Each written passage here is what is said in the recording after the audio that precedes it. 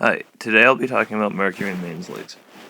Mercury is a heavy metal that occurs naturally in the environment. It can exist in several forms, such as in elemental mercury, inorganic mercury, and organic mercury.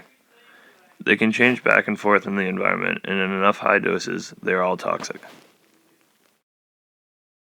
Mercury gets into the environment from natural degassing from the Earth's crust and oceans. Between 3,000 and 6,000 tons of mercury have been released into the atmosphere each year for centuries. Recently, however, an additional 2,000 to 3,000 tons have been added as a result of human activities, such as the burning of fossil fuel and incineration of household and industrial waste. This increases the total mercury burden on the atmosphere by 30 to 40%.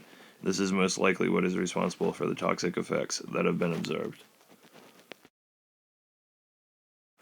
Mercury is a neurotoxin that has serious negative effects on the development of cells in the central nervous system. Early signs of mercury poisoning in adults include tingling in the fingers and hands and blurred vision. Long-term exposure can result in lowered intelligence, impaired hearing and speech, decreased coordination, and kidney damage.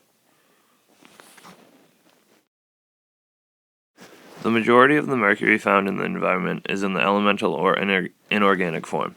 When this material gets into lakes, it can be transformed into more toxic form by bacteria living in bottom sediments.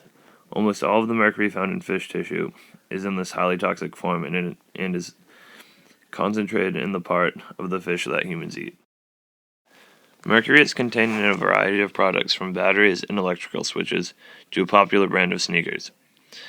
It is also used in the production of chlorine and several other industrial chemicals. Mercury is also a containment in the coal-burned and Midwest power plants to produce electricity. When the coal is burned, the released mercury goes up the smokestacks and is carried on the air currents to New England and beyond.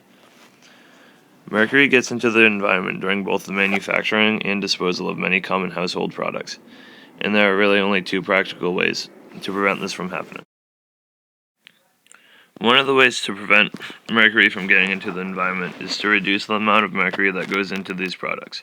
This can be best done by forcing the chlorine and caustic soda industries into developing non-mercury alternatives. The second way to fix the problem is to limit the amount of mercury emitted from smokestacks.